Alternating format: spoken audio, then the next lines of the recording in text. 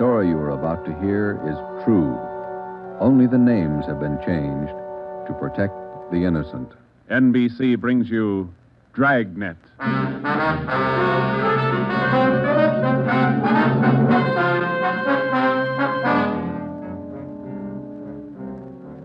You're a detective sergeant. You're assigned to homicide. Somewhere in the tangled web of your city, there's a killer on the loose.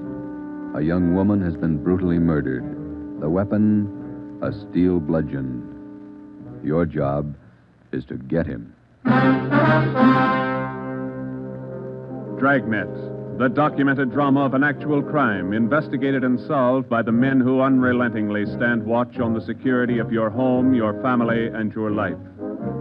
For the next 30 minutes, in cooperation with the Los Angeles Police Department, you will travel step by step on the side of the law through an actual case from official police files, from beginning to end, from crime to punishment. Dragnet is the story of your police force in action.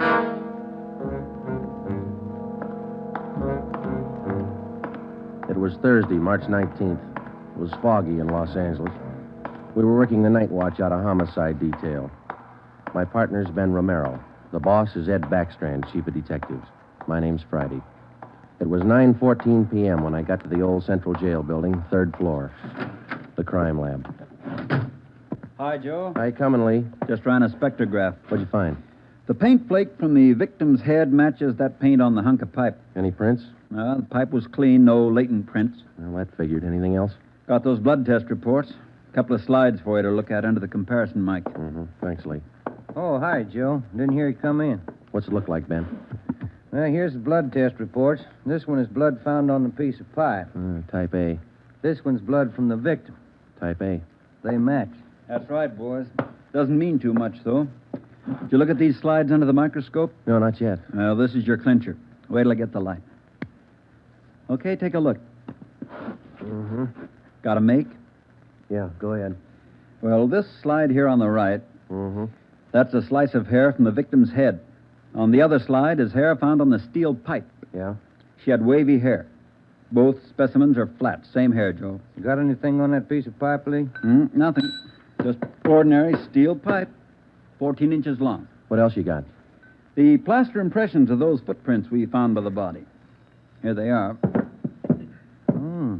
Crepe soles? Tennis shoes, new ones, size 9. Good impression. Ground was soft.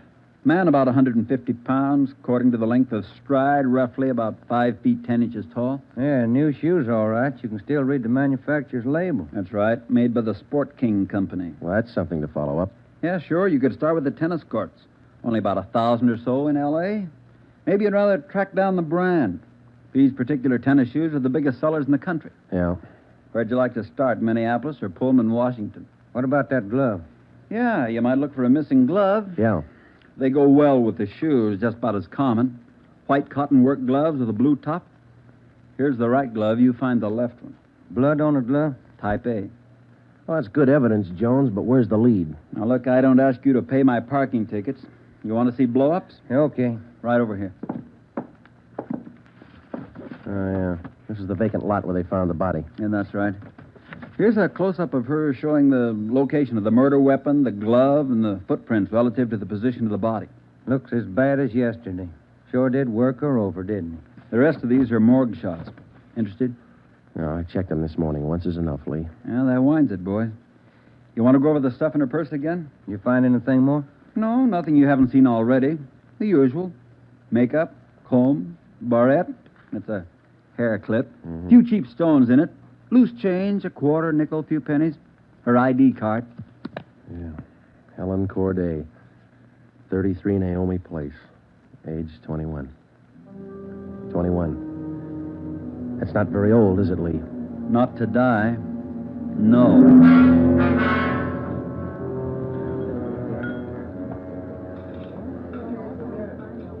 Helen Corday.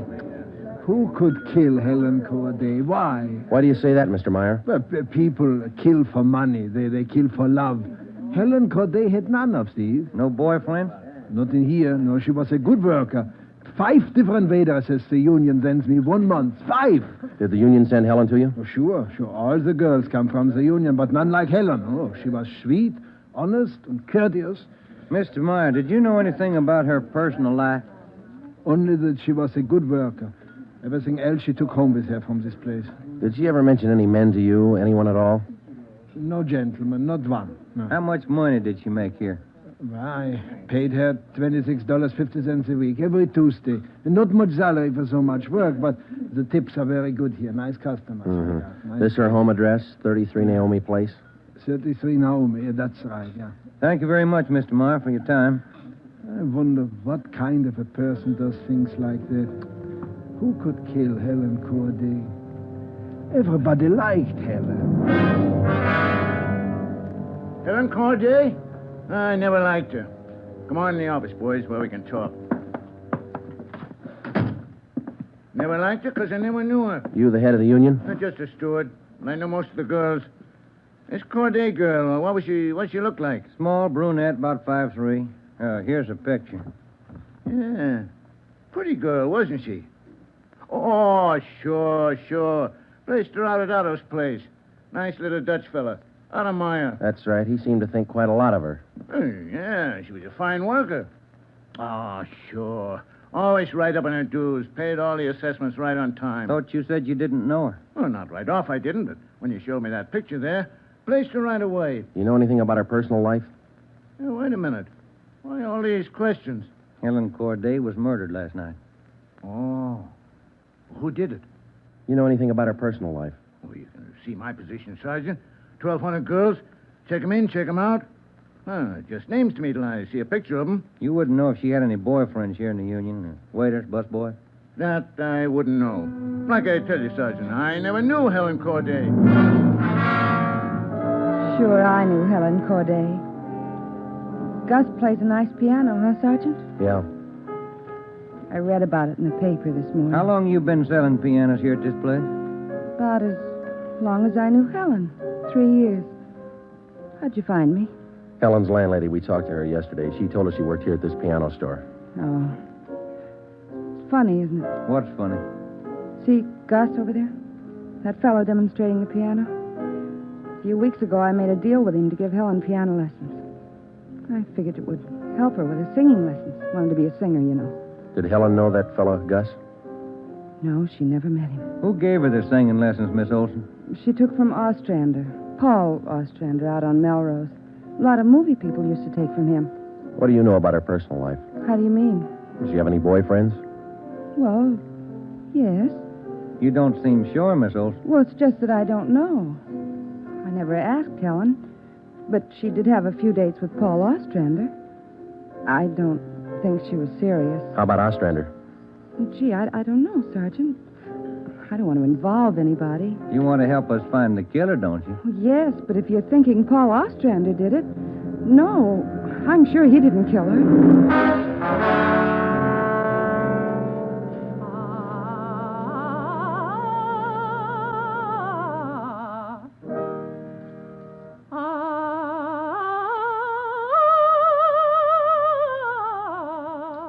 That's all for today, Victoria.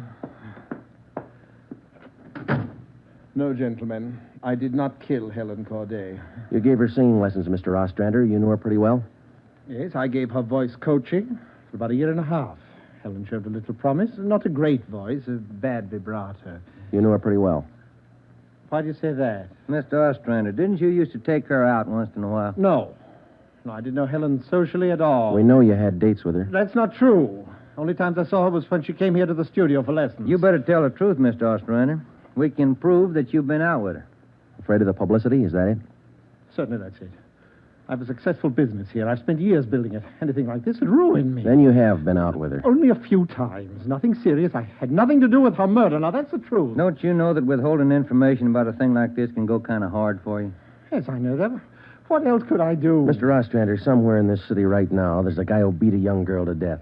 He crushed her skull with a piece of steel pipe. We need every bit of information we can get to track him down. I know that, Sergeant. You could have come to us. We wouldn't run to the newspapers with it. If the information's confidential, that's the way we treat it. Most of the time, it's the people who run to the newspapers first. Then they come to us. That's right, Mr. Ostrander. People are their own press agents. Sergeant, I'd like to know what right you have to invade my privacy and lecture me on my civic duties. All right, I'll tell you what right, Ostrander. We want the man who murdered Helen Corday. I got as much right as he had at 12:14 this morning. Come on, Joe. Yeah. Thanks, Mr. Ostrander. Sorry if I invaded your privacy.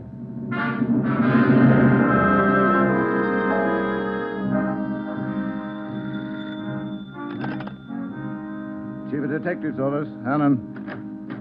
No, I'm sorry, ma'am. You got the wrong extension. Try 2511. You're welcome. Hi, Friday, Romero. Chief's been looking for you. Thank you, Mike. Come on, Joe. Yeah. Hello, Joe. Ben, sit down. What'd you get? A notebook full of notes. A crime lab full of evidence. Nothing to tie them together. These some of the people you interviewed? Yeah, those and about a dozen more we didn't even take notes on. It's hard to figure, Skipper. Everybody seemed to like this girl. Helen Corday. No known relatives. Single, unattached girl, living all alone in the city. Few friends and no enemies. None we can find anyway. Are you satisfied that all the people you interviewed are in the clear? Well, if we're going to stick to the simple robbery motive, we are. The kind of money Helen Corday made wouldn't interest those people. How are you doing on the outside leads? Nothing. If we could just find one hole someplace, anything. All right, now look. You've got a lab full of evidence across the street. You've got a book full of names here. You've got the pieces. Now fit them together. They just don't add. Well, go over them and keep going over them until they do add. Anything from the informants? No, nothing so far. No tips on anybody that's been dough-heavy lately. Nobody shooting off their mouth. The guy we want won't advertise. Figures himself a pretty smooth operator. But he probably made a mistake somewhere along the line. We'll find it. Got a hot shot, Ed. Yeah? 3220 Casino. Woman, probable attack. All right, Friday. You and Ben run it down. We ran down the hot shot call for 3220 Casino. Turned out to be a typical dead-end lead. Her name was Mrs. Lillian Horn. For the past 5 years, Mr. Horn had been paid regularly on Wednesdays. He spent all day Thursday drinking up his paycheck and beating his wife. The call had no connection with the Corday murder. We made the usual call into communications. Unit 80K to Control 1, 80K to Control 1. Control 1 to 80K, go ahead. On that probable attack, 3220 Casino, Code 4. 80K, roger. 80K to Control 1, KMA 367. That was the beginning. For the next 3 days, we followed up every lead and every call, but they were all blind. All units were alerted, and they had as much information on the killer of Helen Corday as we did. Ben and I cruised throughout the entire Central Division. We covered every probable call that might have some connection with the murder. Attention, Unit 41R. 1654 Swanson Terrace, a woman, victim of probable attack, Code 3. Unit 41R. It didn't make any difference what the call was. If there was a possibility it might tie in with the Corday murder, we ran it down. We made it a 24-hour job. So far, if the killer made a mistake, we hadn't been able to find it. The Corday funeral was on Monday. They were all there. The girl's landlady, the voice teacher Ostrander, the girlfriend Marie Olson, the man from the union, and her boss Otto Meyer. But nobody else we hadn't checked. That was Monday afternoon. Monday night, we went back to the old routine, tracking calls during the night in the squad car, picking up small threads that led nowhere. 3 more days of the same thing. Thursday morning, 1 week after we found Helen Corday's body, we got an anonymous phone tip. I know who killed Helen Corday. His name's George Barlow. He lives at 418 White Oak Avenue. He used to date her up all the time. Get him and you've got the murderer. We checked George Barlow and about 10 others just like him. None of them knew Helen Corday.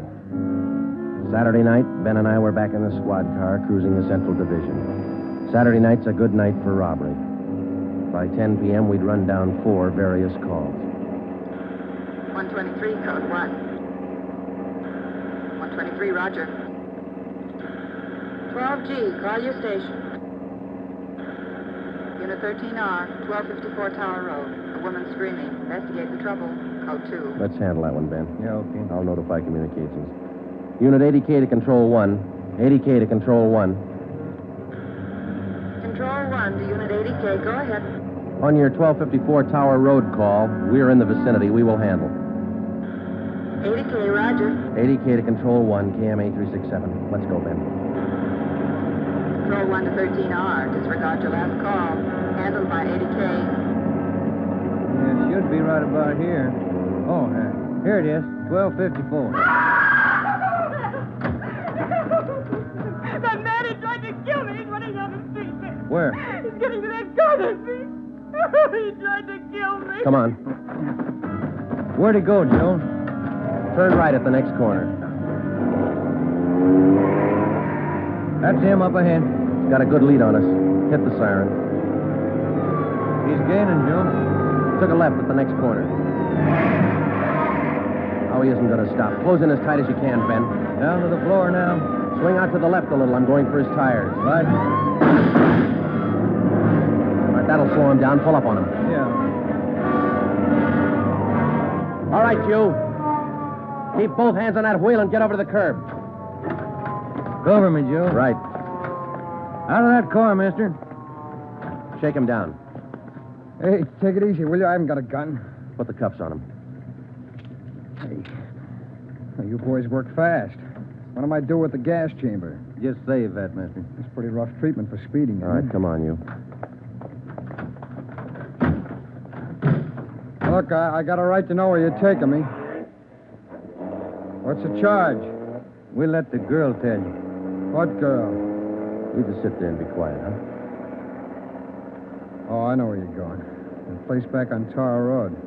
Well, I asked to use the phone. The girl slammed the door in my face. I don't know what you cops are trying to prove. I just wanted to use the phone, that's all. I even tried to scare her a little. I told her I'd hit her over the head if she didn't let me use the phone.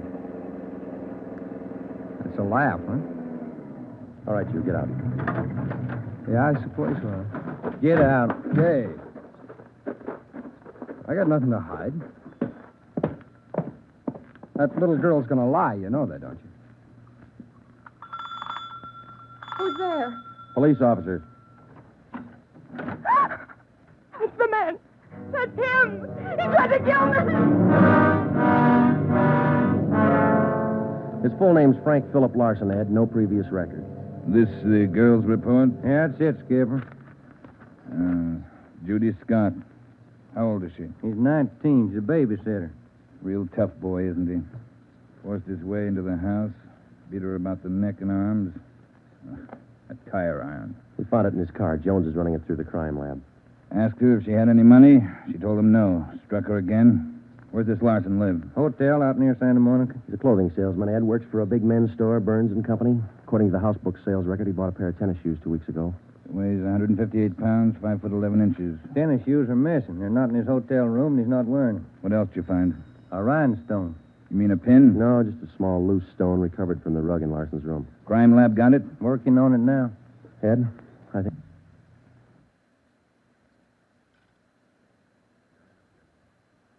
We got the man who killed Helen Corday. A few scraps of circumstantial evidence and a hunch. That's not much to go on. Larson had gone after the little Scott girl with a tire iron. Wasn't much of a tie-in, but we had to be sure. All that day, we checked Frank Larson's alibi for the night of Helen Corday's murder. We interviewed the personnel manager at Burns and Company where he worked. We talked to all the clerks who knew him, the manager of the hotel where he lived. We found out everything we could about Frank Larson. And that night at 10 o'clock, we had the prisoner brought to the interrogation room. How are you, Larson? Fine. Just fine. I like jail. Sit down. Lousy weather, been foggy all over town. I wouldn't know. I've been inside all day. How old are you, Larson? 31, same as the last time you asked me. Where'd you go to school? I didn't. I was born smart. You sell clothes, don't you, Larson? We know you work for Burns and Company. Remember, you told us. What is all this? What are you guys trying to build? Just want to know if you like selling clothes. That's all. What do you coppers know about clothes? One blue serge a year is your speed. You know quite a bit about clothes, don't you? I've been selling them for 5 years. Can you tell me something I've been wondering about? What's that? Are your socks and tie always supposed to match? That's what the style books say. Bet you always know the right things to wear, don't you? You wouldn't wear black shoes with a brown suit, would you? Is that what you're keeping me here for? Style, isn't it? Oh, would you? Would you wear black shoes with a brown suit? Most people wouldn't. Bet you wouldn't wear brown shoes with a tuxedo either. I've been smoking too much. You got a glass of water? Oh, yeah, sure.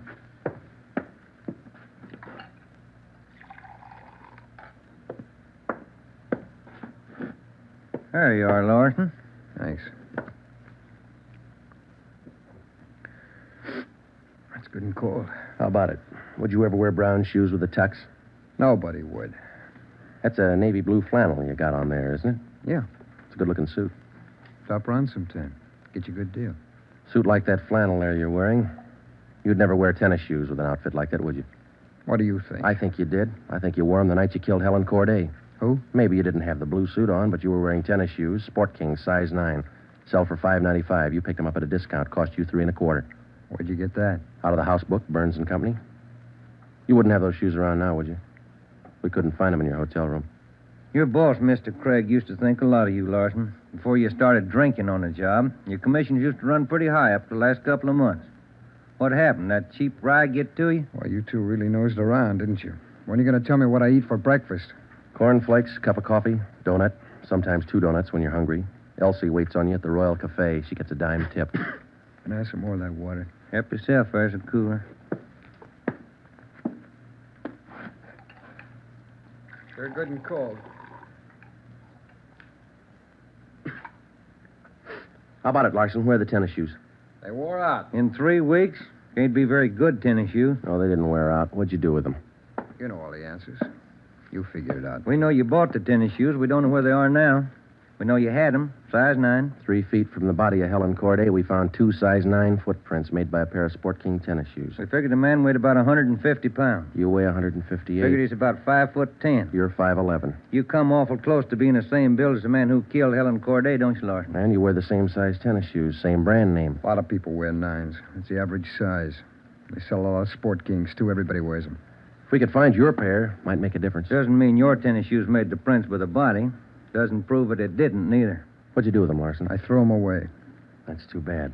Might make a difference. No, what difference could it make? I threw them away, that's all. Now, how about the mate to this glove? I never saw it before. Found this right-hand glove by the body of Helen Corday.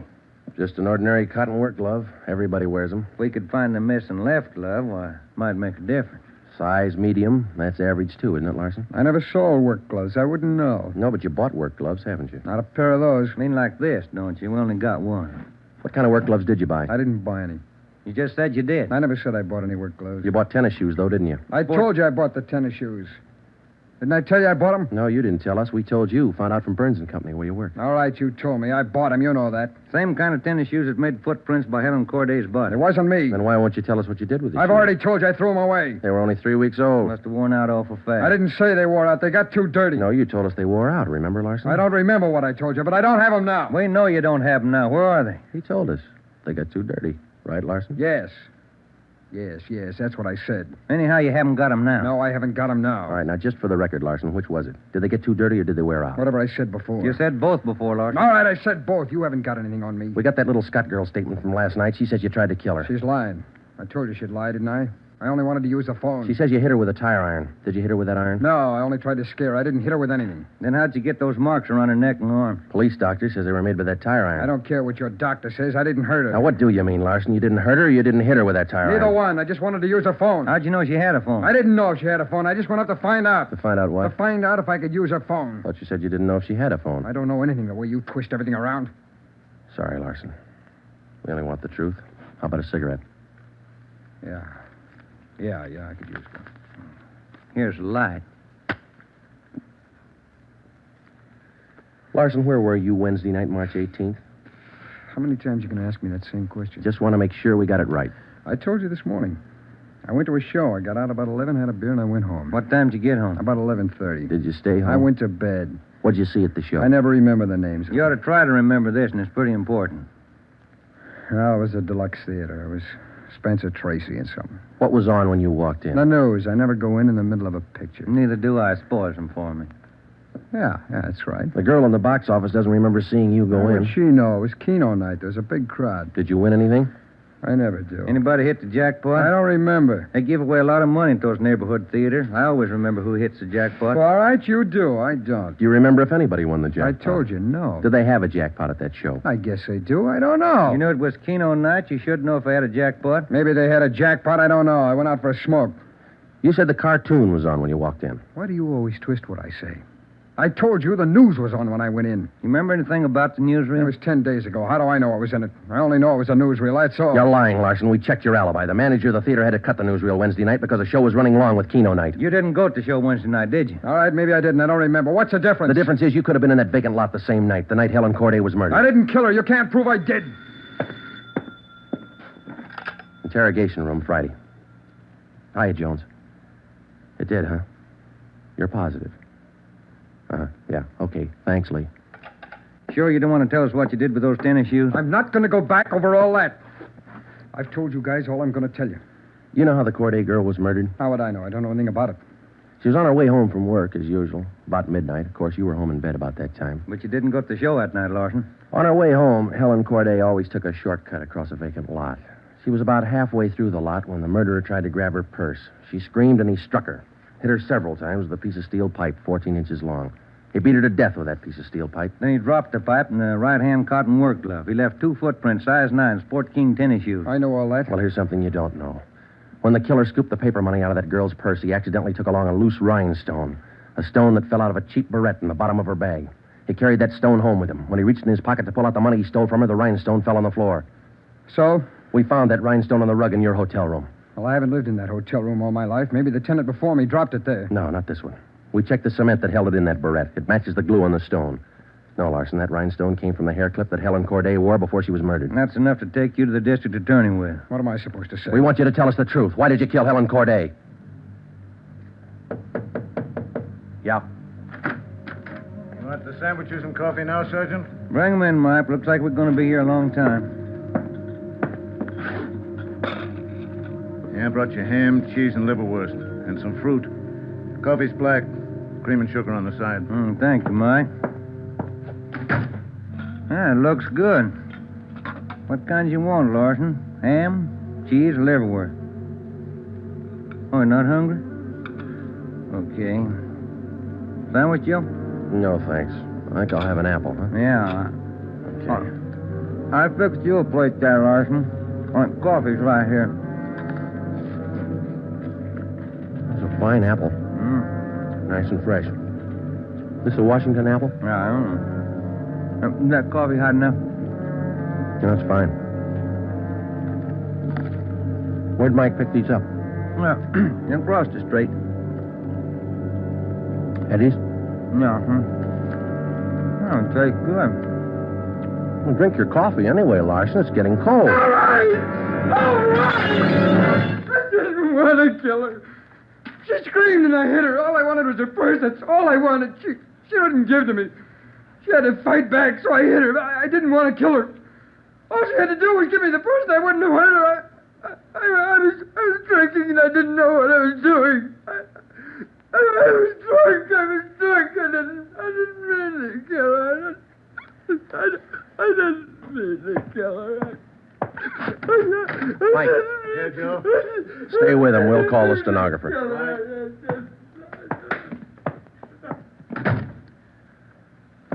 See you tomorrow, Joe. Good night. Yeah. Sour racket, huh?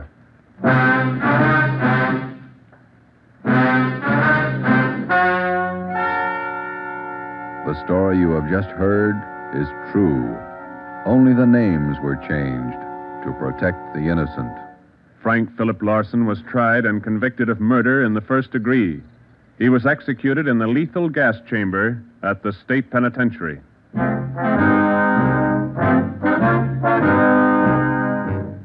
You have just heard the 5th in a new series of authentic cases from official files. Technical advice for Dragnet is furnished by the Los Angeles Police Department. Tonight's program is dedicated to Police Officer Charles A. Brady of the Chicago, Illinois Police Department, who on the night of September 2nd, 1945, gave his life so that yours might be more secure.